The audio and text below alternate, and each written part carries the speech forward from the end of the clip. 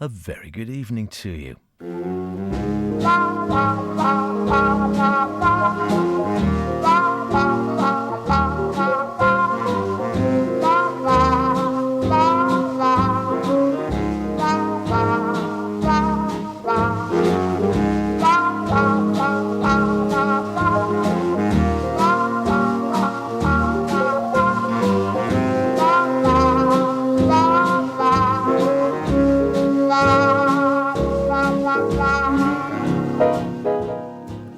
Welcome along once again to Sweet and Swing here on Max Radio.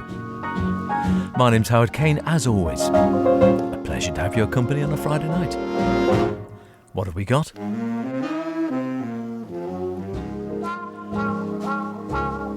How about a bit of the Duke Ellington, the Cheeky Chappy Harry Roy, some early George Shearing. But to start off,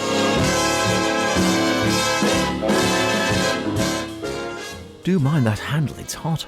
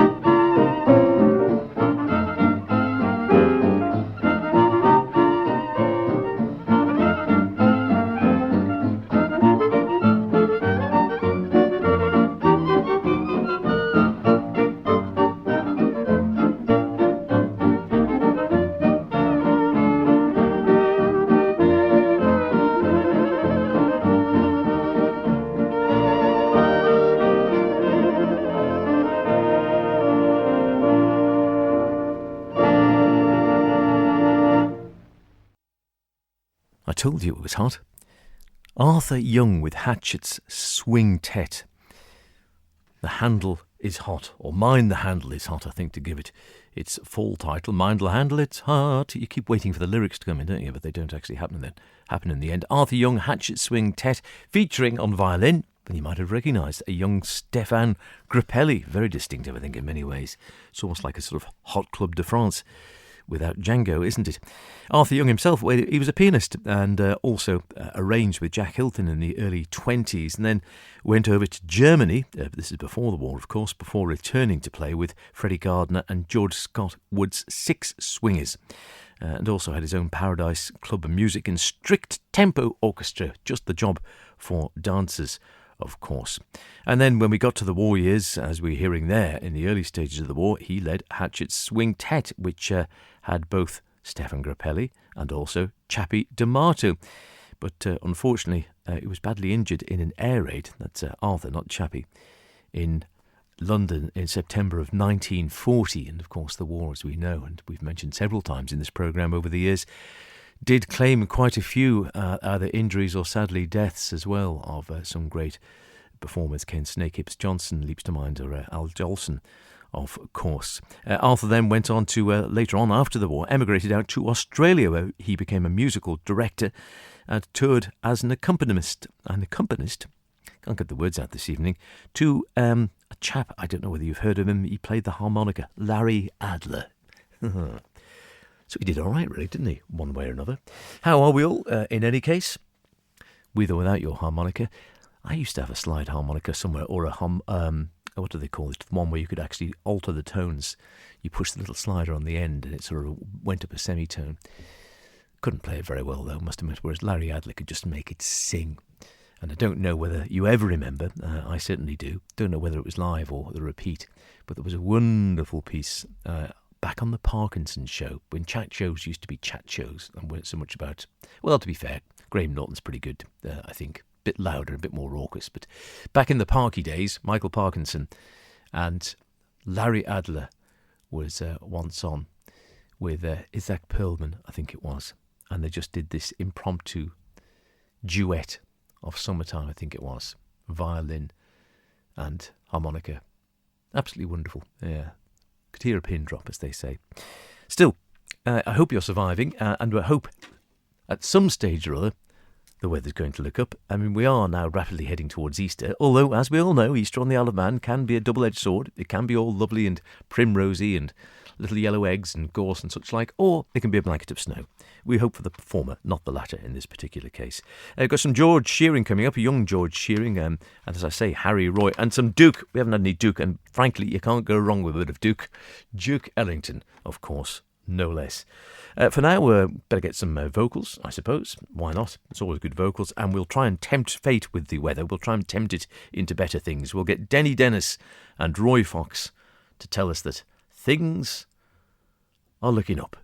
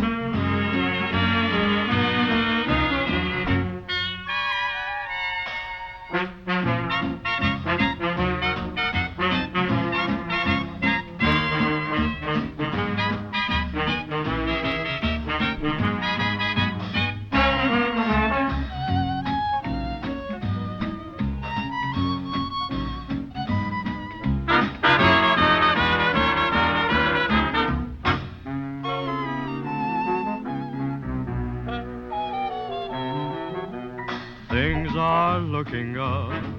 I've been looking the landscape over, and it's covered with four-leaf clover. Oh, things are looking up since love looked up at me. Bitter was my cup, but no more will I be the mourner, for I've certainly turned the corner. Oh, things are looking up since love looked up at me. See the sunbeams, everyone beams, just because of you. Love's in session, and my depression is unmistakably through. Oh, things are looking up. It's a great little world we live in, Oh, I'm happy as a pup since love looked up at me.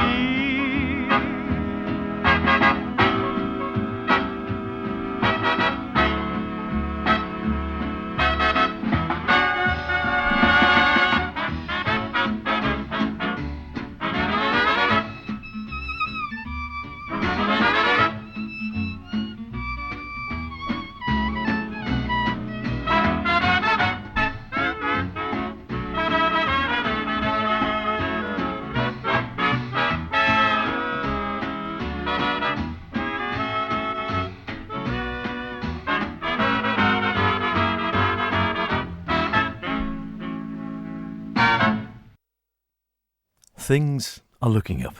Well, we hope they will, weather-wise, in the next few weeks, as we're almost into spring. For the singer there, Denny Dennis, well, they did look up and they looked down and looked up and looked down again. He had a really, well, a full life, I suppose you'd say, and a very checkered one. And that he came from, well, not a great deal. He was born Dennis, or Ronald Dennis Pounton, in Derby, and worked originally or trained as an electrician before he became a singer. And so he started from relatively humble beginnings. But then, well, he did very well, and he sort of toured on. He went and was modelling his singing on Bing Crosby in the early days, and he had an audition with Roy Fox, and then started to make it pretty nicely indeed, and often came out ahead of Al Bowley and Sam Brown and Sam Coster as Britain's favourite singer at the time. He had lessons with the classical conductor Percy Pitt at one stage because he wanted to improve his singing style. And he was turned down by Joe Loss and Peter Fielding at one stage, but then accepted a generous offer from Ambrose, and for a while then lived a life of luxury, made a lot of money, made loads of records. He was doing very, very well. He went over to the States. That didn't go quite so well. He had a marvellous offer to join Paul Whiteman's band, but typically, of course, red tape gets in the way, and permission was refused by the Ministry of Defence at the time, and he had a similar offer from Sanny Kay, but he joined the RAF, where he discovered several people impersonating him, many of whom, it's reported, were far from scrupulous in other directions. I need a new set of teeth this evening. But yes, he met them all. He met Tommy Dorsey, he met Louis Armstrong. When he went out to the States, he was greeted by none other than George Shearing, who we'll be hearing later this evening, and had a great time in the States, not earning a huge amount of money, but didn't stay there long enough to really make his mark, and came back again and ended up, by the 50s, in bankruptcy. In 1952, he was declared bankrupt, so, a real fame to fortune, and fortune then back to poverty again.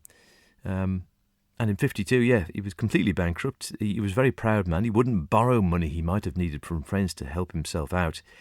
And rock and roll, of course, by the 50s was much in the charts, so his name was in the Descendants. It was on the way down, disappearing. No one really heard of Denny Dennis anymore. He had a brief period with Harry Leader and a contract with Woolworth's cheap Embassy label, but the songs often went out with, they were just sort of, come and go. There were nothing misleading pseudonyms. But in later life, he did a little bit of singing here and there. He lived around Yorkshire. He did a few gigs once or twice. It's reported that he was also compared at a club called the Owl near Selby in Yorkshire, home to quite a few famous stars, and also Donald Pearce, who he very nearly came to blows with when Donald finished his stint and decided to stay on stage and join in all the songs as well. You can imagine that wouldn't go down particularly well. A few guest appearances later on, and he was also nominated to become a Freeman of the City of London for his singing and his work during the war, but again, red tape, it's always the way, isn't it? It was blocked because of his former bankruptcy. Does seem a little bit harsh, doesn't it? To say the very least. I mean, anyone can go bankrupt, you just have a few unlucky breaks, and that's it, particularly artists, singers, musicians, and such like. Don't think Duke Ellington ever went bankrupt, as far as I'm aware. Bit of a ladies' man, and a bon viveur to all accounts. But we are going to feature him now on an elongated piece, very much, I'd imagine, in Duke's taste. It's the Perfume Suite. And we can do no better than allow Duke to introduce it himself. Get the kettle on. Hello, men. This is Duke Ellington, introducing via V-Discs a composition written by our arranger, Billy Strayhorn, and myself. It's entitled Perfume Suite, and in it we attempt not to describe the various labels we find on commercial perfumes as much so as trying to capture the character a woman seems to take on wearing perfume. The first movement is love, pure love, the under-the-balcony type of serenade. Next comes the direct opposite, violence, which we call strange feeling. The third movement is in a lighter vein, portraying naivety. We call it dances in love, or sometimes known as a stomp for beginners. Finally comes complete sophistication, that feeling of over and above everything, just frightfully grand, which is called coloratura. Here it is, the Perfume Suite. We hope you like it.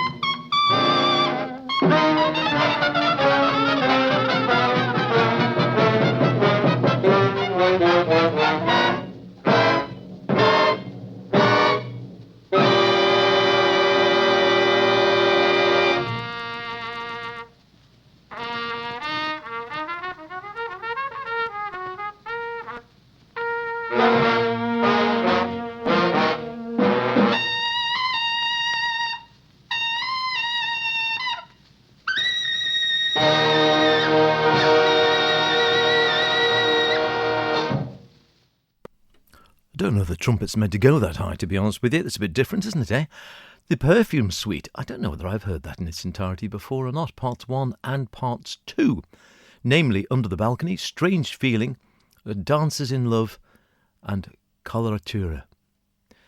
Recorded in New York, April the 7th, 1945. So what's that? 79 years ago.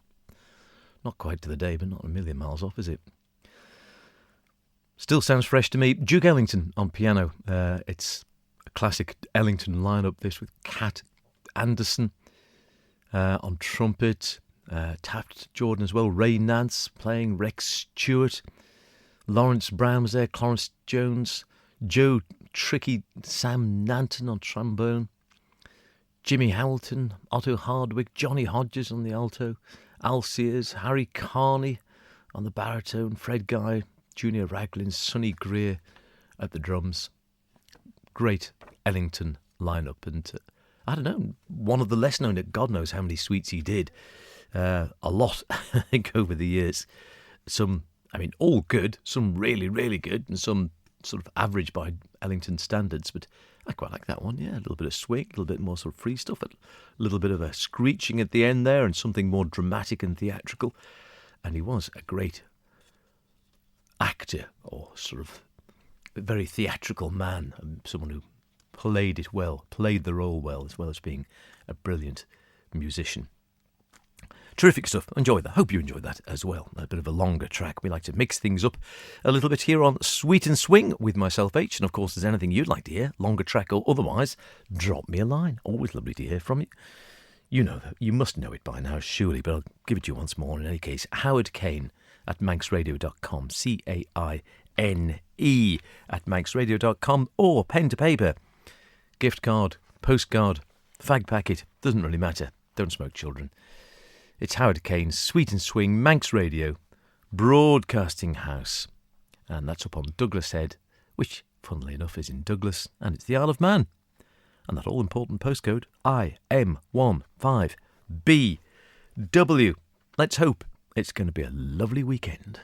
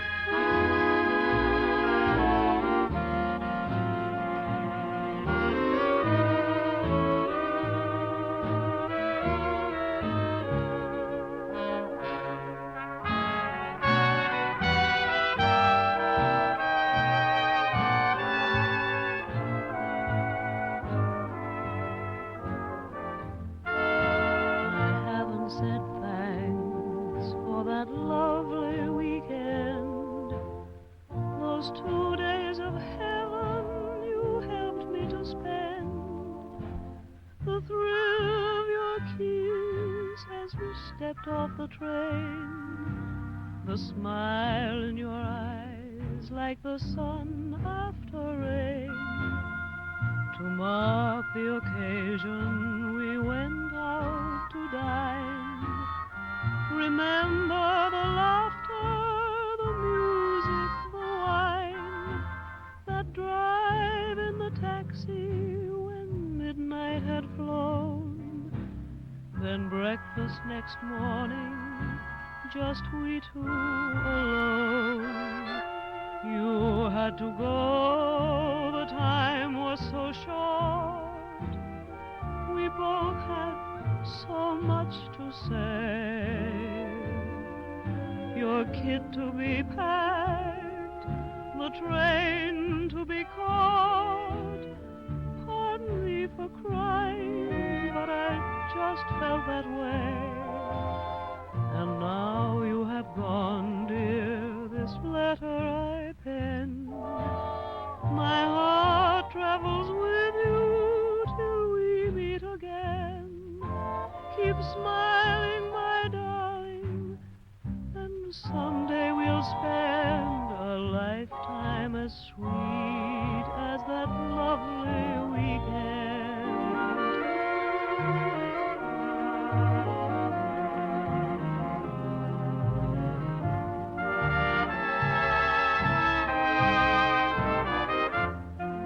Keep smiling, my darling, and someday we'll spend a lifetime as sweet as that lovely weekend.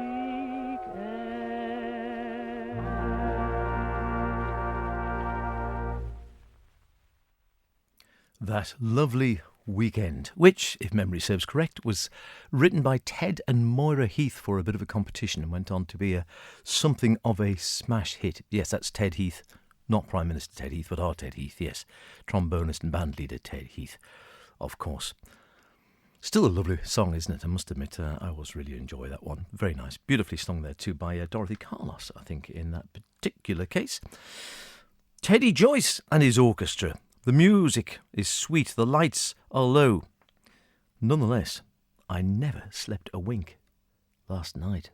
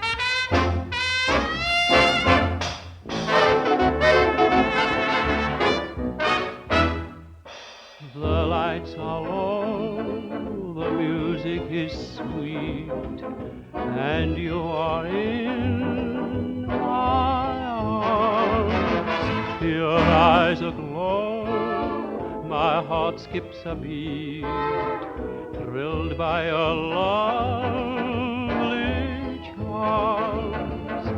Heaven is mine tonight, how I adore your love divine. My heart desires nothing more. Just let us dance, for this is romance. Now is our chance. The lights are low, the music is sweet, and you're in my arms.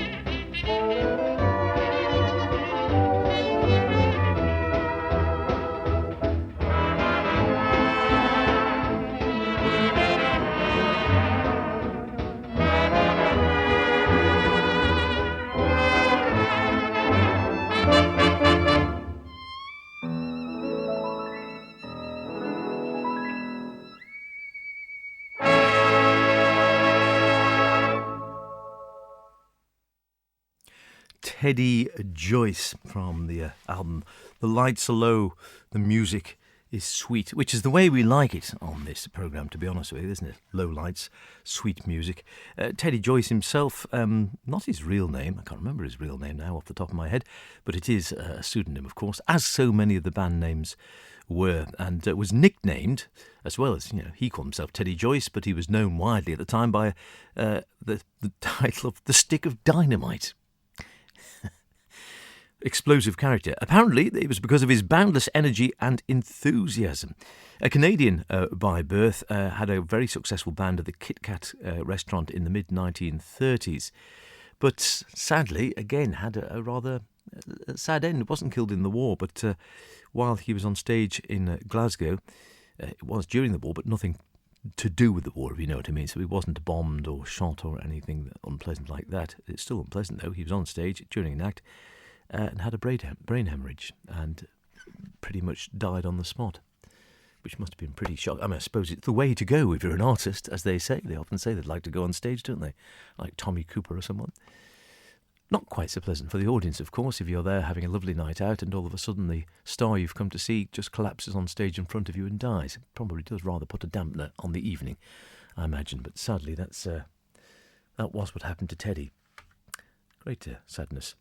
George Shearing, on the other hand, lived to a reasonable good old age, and whilst sadly I never had the pleasure of seeing him live, I do remember seeing him on TV and doing gigs into the 70s and such like, I think it was. Brian Torff used to have a wonderful Canadian bass player with him called Brian Torff, and he played some wonderful stuff. And of course the Shearing Quintet, that Shearing sound with Denzel Best on the drums, I think it was, wasn't he? That great vibes and guitar front line rather than having the horns up front. Absolutely amazing.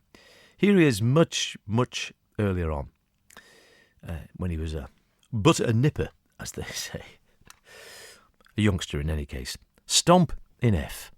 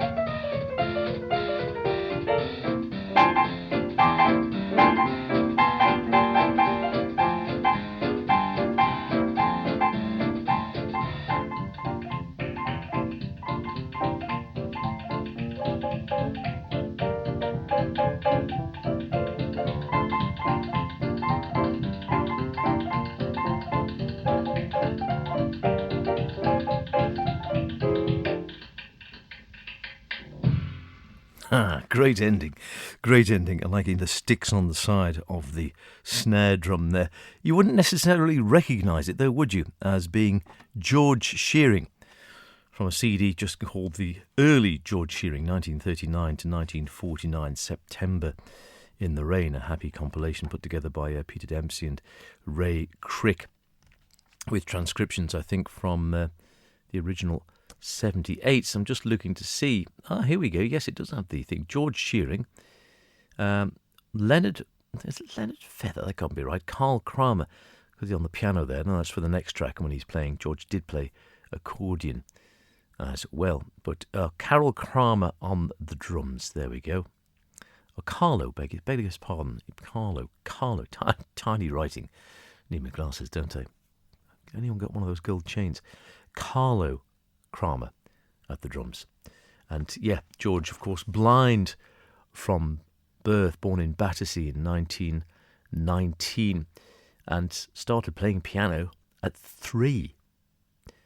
By the age of 12, he'd attended the Linden Lodge School for the Blind and got his first intensive formal training there. Very classical orientation, of course, to start, and broadening his proficiency towards jazz as he got older and listened to all the giants of piano jazz on the gramophone.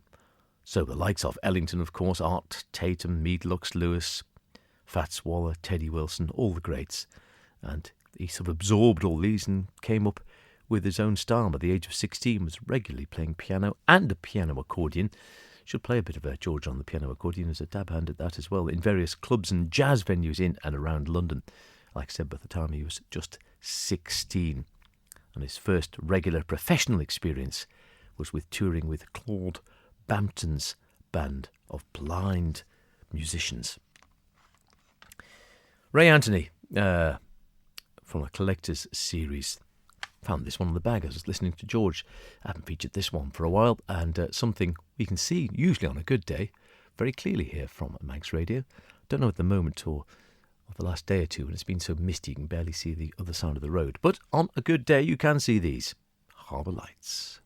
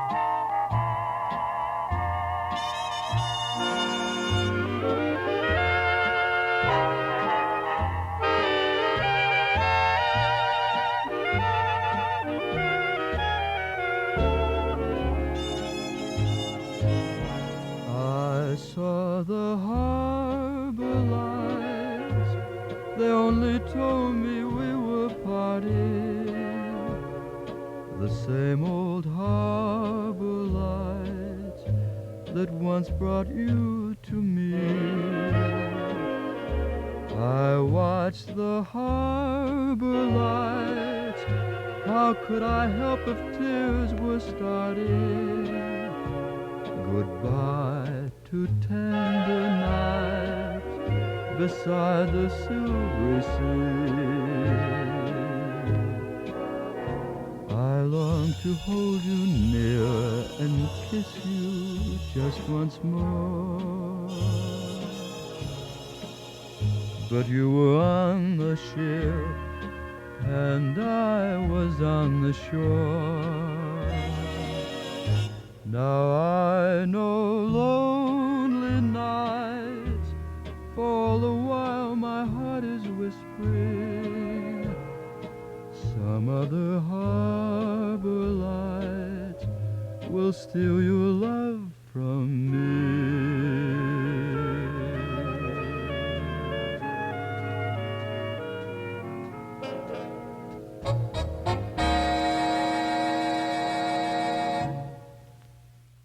Suitably sultry sound from Ray Anthony there, of course, and he did all right for himself as well. Ronnie Deauville taking the vocals on Harbour Lights. Did I promise you some Harry Roy, the cheeky chappie himself? I thought I might have done right at the beginning of the programme. And you might have another stomp for us if we don't warble on it too much. So we've already had Stomp in F from George Shearing. So what about a Casa Loma stomp from the cheeky chappie himself?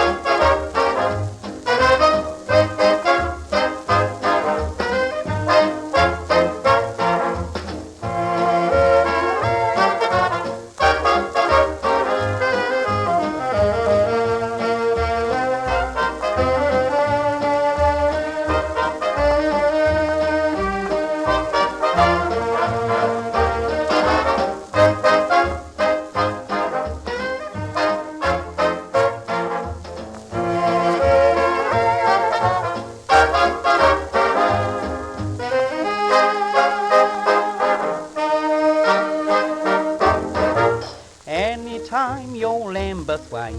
Any evening, any day, you'll find us all doing the Lambeth walk. Every little Lambeth gal with a little Lambeth pal, you'll find 'em all doing the Lambeth walk.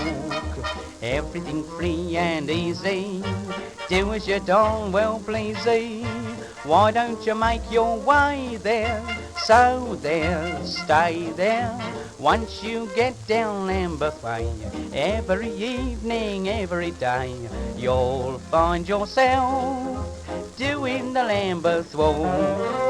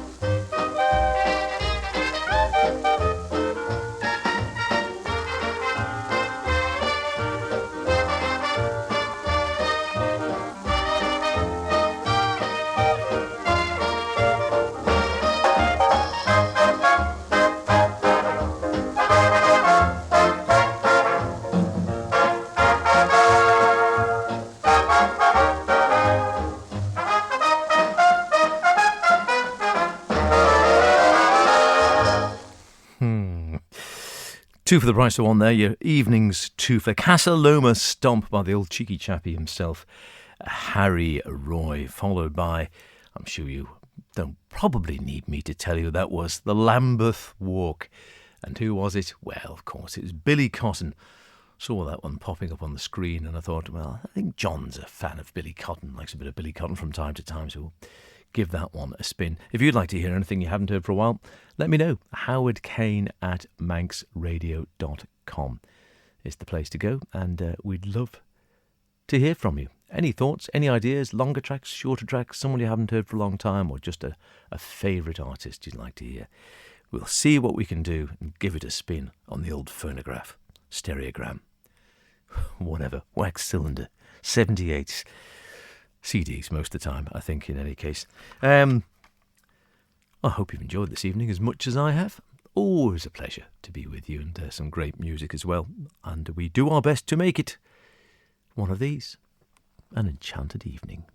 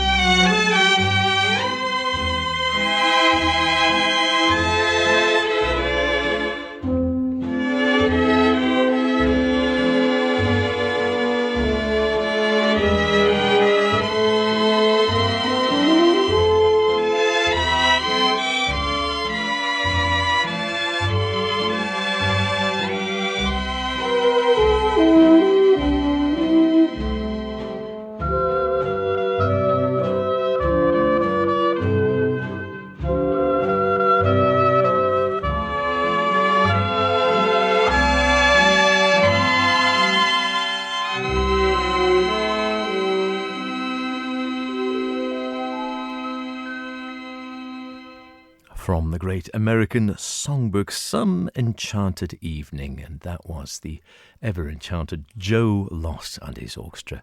No stranger to Manx Shores he. I think, 1955 would be his last, would it? Or thereabouts? Something like that. Happily, this isn't our last, because I'll be back, same time, same place, next week with more gems from the past. Let's leave it at that. Look after yourselves. The weather will clear up at some stage, I'm sure. Till then, cheerio.